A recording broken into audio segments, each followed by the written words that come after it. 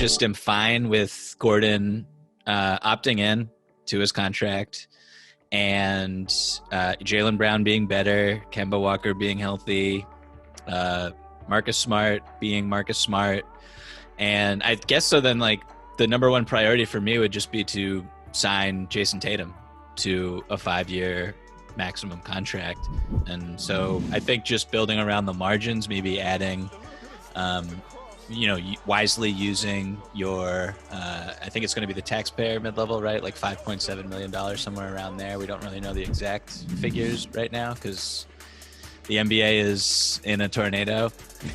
So you need to worry about the luxury tax going forward with Jason Tatum about to make all the money he's about to make. But I don't really see, like, there's nothing major that needs to happen, in my opinion.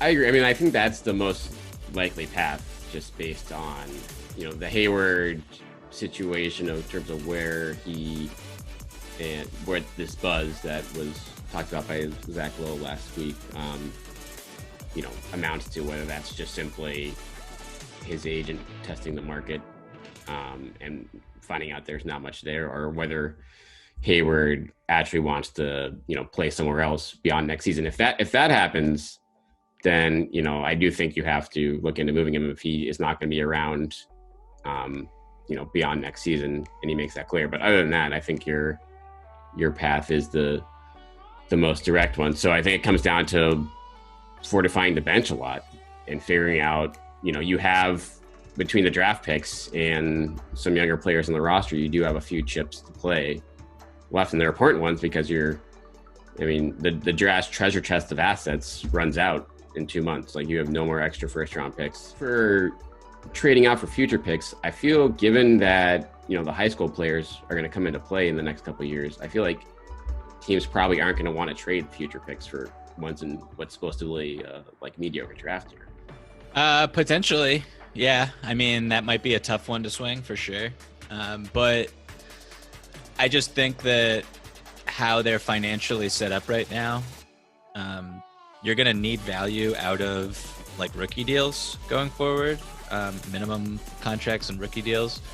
So like, I don't know how you hit and maximize the value on these picks, but it would just be a real, like, I don't want them to go down the same path as the Gershon Yabusele draft where Ante, yes, where you're kind of like picking guys for reasons that are potentially a draft and stash situation or something like that. I don't know. But yeah, I mean,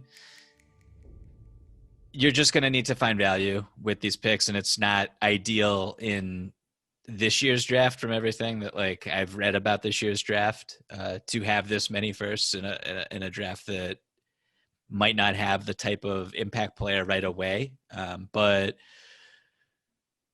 they just need to hit with this draft. It's pretty important.